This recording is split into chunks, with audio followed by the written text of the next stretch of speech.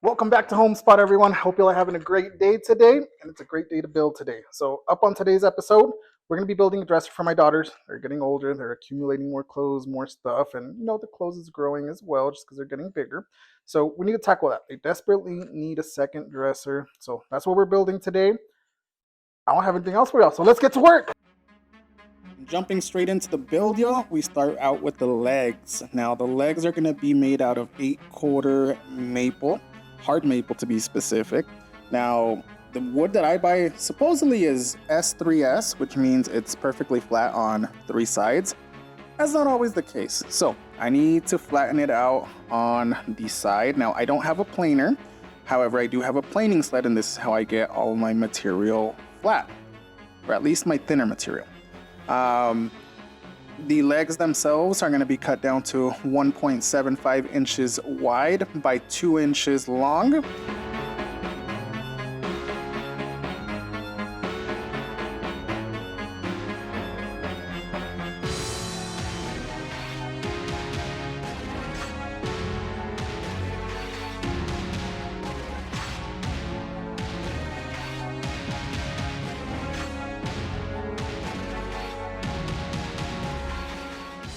Now, 3 of the legs I'm able to get absolutely no problem, but the 4th leg I did have to do a glue up. So one of them, and that's what you see me doing right here, scraping off the glue.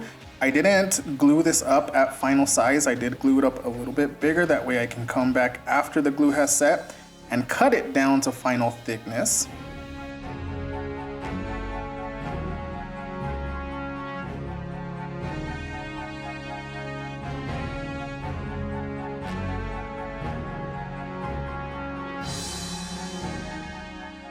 Now, once we have the width exactly where we want it, we come back and cut the height out.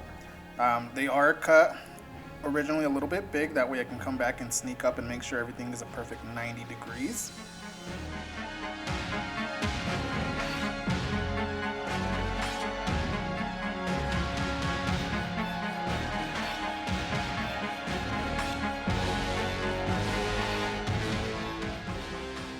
You really want to spend a little extra time determining which leg is going to go in what area.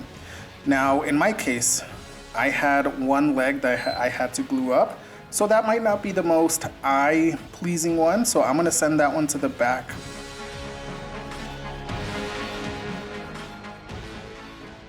On the back side of the dresser, I am going to have the entire back panel inset. So right here, I'm cutting a rabbet in the legs. That way, when it comes down to assembly, I can inset that back panel and it'll be nice and flush and you'll essentially never see it.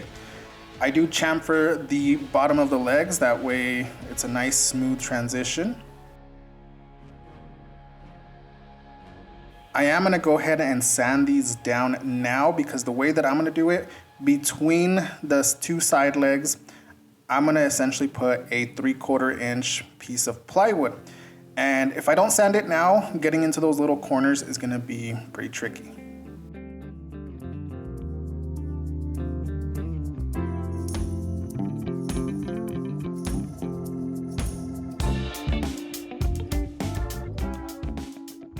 These side panels are the ones that I just mentioned. These are going to be pocket hole screwed onto the legs themselves.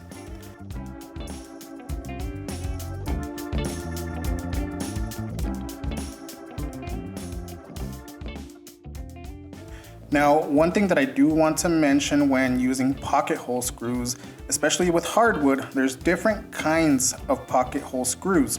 There's coarse thread and then there's fine thread. The fine thread is the one that we really want. I take it from experience. I've tried using a coarse thread screw into hard maple. The hard maple is just too hard, and half the time that screw head is just gonna snap right off. So use the fine thread screw, you won't have any issues.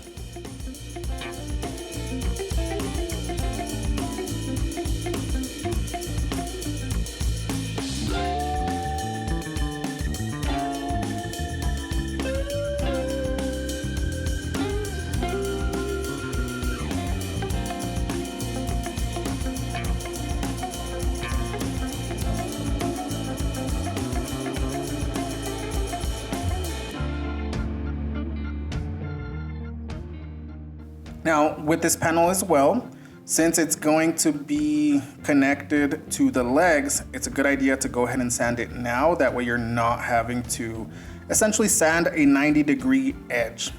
It can be done, it just makes it a lot harder.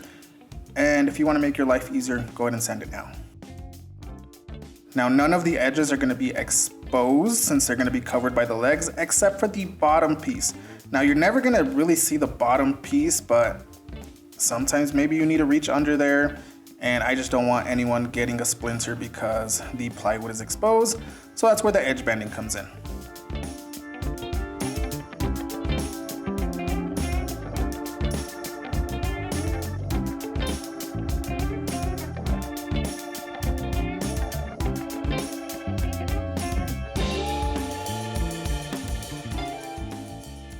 Now here is where we actually pocket hole the panel to the legs.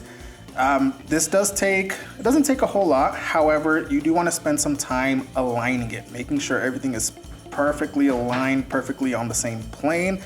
It's just gonna help you overall in the end. I think it's gonna look better. Once we have that, I'm gonna go ahead and take the liberty, again, making my life a little bit easier and just marking down where the drawer slides are gonna go before it's fully assembled and you're having to crawl inside of a little box. So just, take the liberty of doing it now. You'll thank yourself a lot later.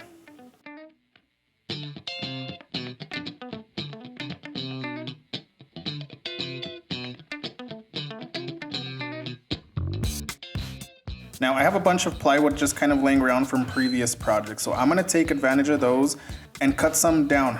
These pieces that I'm working on right now are essentially going to be by braces for the very top, and it's going to determine the width of the actual dresser, and it's also going to hold the counter or the countertop or the top of it down.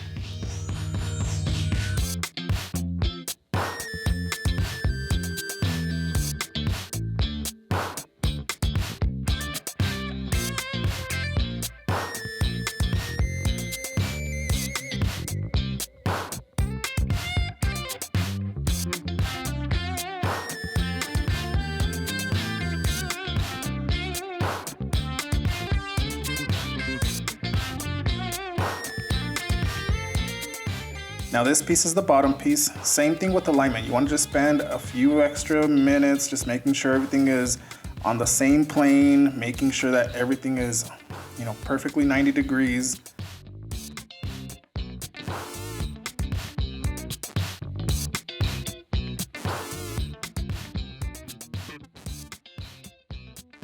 Now at the very top, instead of having one wide drawer, I do want two smaller or less wide drawers. So we need to put a divider in there. This darker, it's called hardboard. It's very hard for that matter, but this is gonna be used as our back panel, and this is where I inset and those grooves from earlier really come into play. Now the other thing that those grooves actually do, it actually holds the panel or the whole dresser from actually swaying back and forth and keeps a 90-degree angle. Now for the top of the dresser, I wanted a big, beefy, meaty board at the very top. So my idea was to make or to glue up 2 1/4-inch pieces of plywood and cut the top out. I couldn't make it fully out of 2 pieces, so you see me kind of sandwiching one out. Now the reason I did this is because it's going to be edge banded, so you're never going to see that the bottom piece is made out of 3 pieces instead of 1 solid one, so works out in the end. Now I did cut it a little bit big originally just because, the glue will move it around a little bit. But once it's all dried up, I come back and cut it to its final length and width.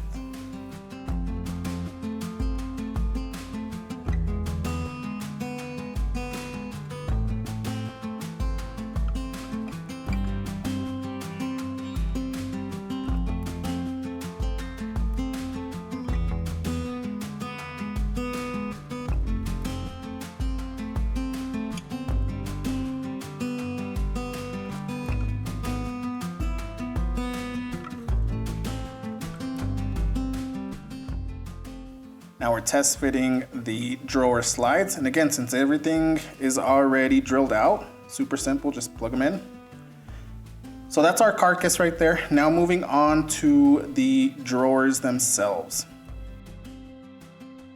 Now with the drawers, it can be complicated if you overcomplicate it, but it's pretty simple. You want to take the whole width of your cabinet or the whole width of your dresser, the inside width specifically, subtract exactly 1 inch because both drawer slides are exactly ½ an inch. So you obviously have one on each side.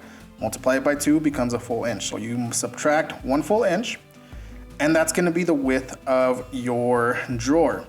Now the length, or the depth I should say, is going to be determined by how deep your dresser is going to be. Once you have these measurements, it's just cutting out, rinse and repeat, making sure you have your stop block exactly where you want. And again, go to town cutting. In my case, it's 6 drawers at 4 sides each, 24 total. This is where it can become a little tedious because it's very repetitive. Again, you have 24 total pieces. You're edge banding all 24 of them, at least only on top. I only did the top at least. You can do the bottom, but you're never gonna see it.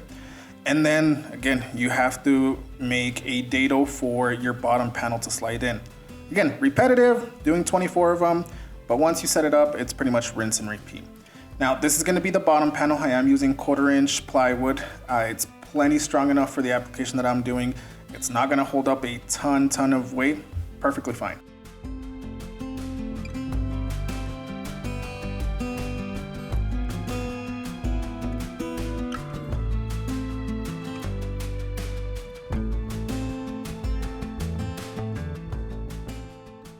And the way that I've always done my drawers is the back and the front always have pocket holes. You're never gonna see them because one, the panel in the back, you never see the back of it. And the one in the front is gonna be covered by a drawer front. So again, you're never going to see this. It's gonna be nice and seamless.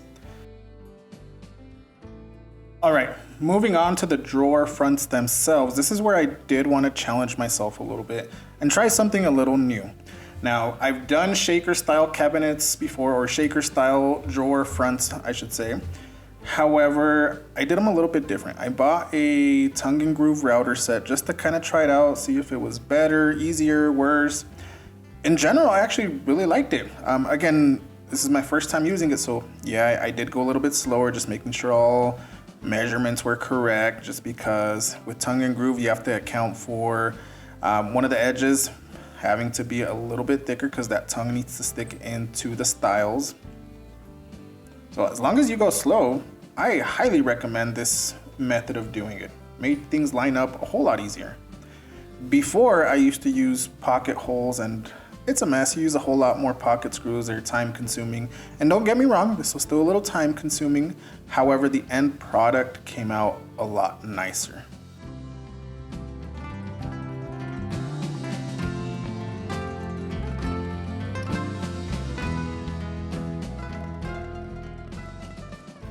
Now, as you can see, my router table is wiggling a little bit. I literally just have it set up on a stool. One of my future projects, probably a next video, is going to be setting up or making some type of permanent solution for that.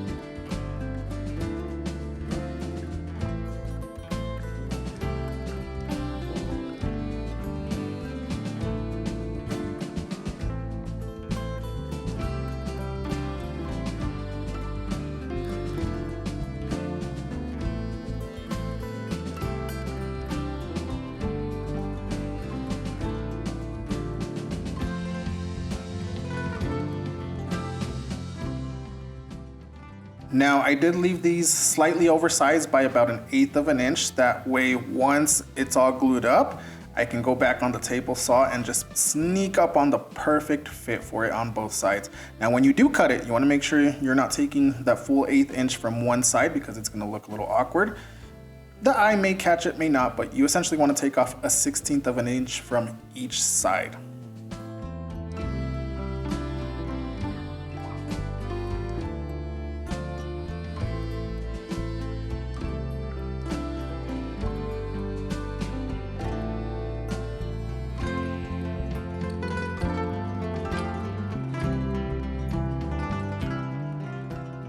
All right, once that's done, a whole lot more edge banding moving forward.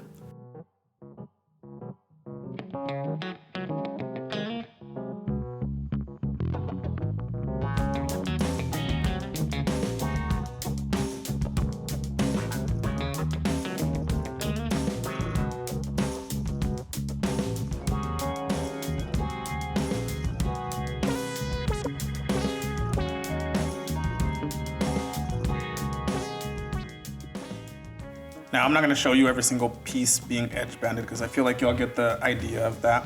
But moving forward, while I have the cabinets, or I'm sorry, the drawer fronts out, I'm going to go ahead and center everything out, make the holes for the handles, and then it's time to actually put them on. The way that I did it is I essentially used a little brace on the bottom to help me hold it up, and I just adjust it ever so slightly just to make sure I have the perfect fit. And then I used, in my case, some Pokemon cards to make the spacing perfectly fine between them.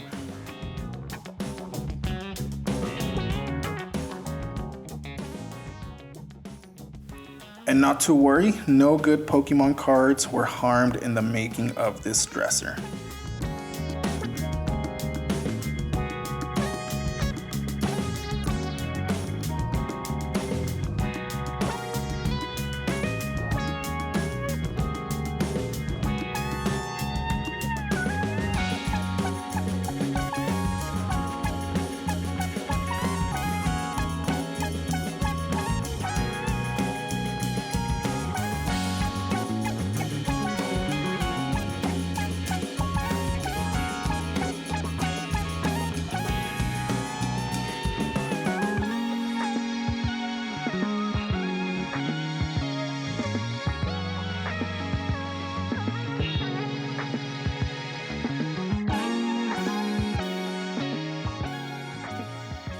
And we're pretty much at the home stretch at this point. Once the top is on, it's time to disassemble, sand, making sure all of the edges are cut down, they're nice and smooth. Not necessarily rounded over, but just make sure there's no jagged edges in this case.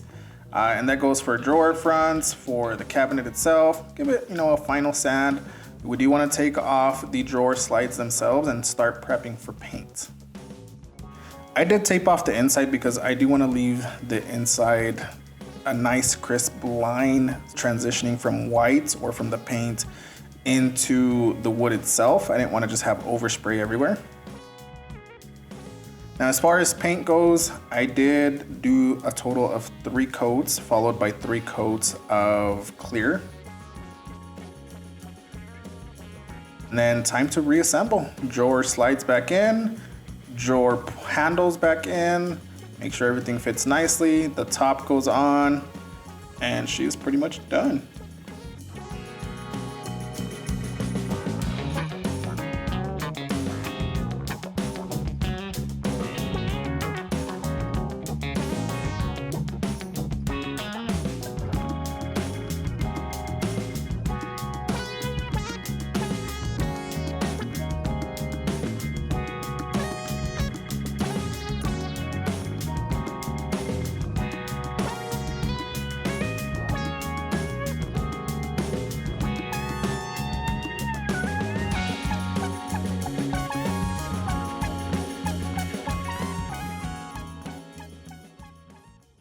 Just like that, y'all, we are done with the dresser, a most desperately needed dresser. Now my daughters have essentially double the amount of room. As they get older, they acquire more things and the clothes starts to get a little bit bigger, so they most definitely need it. But coming down the pipeline, I got like 3 or 4 videos coming down very, very soon. Thank y'all for sticking around, and I will catch y'all on the next one. Bye, y'all.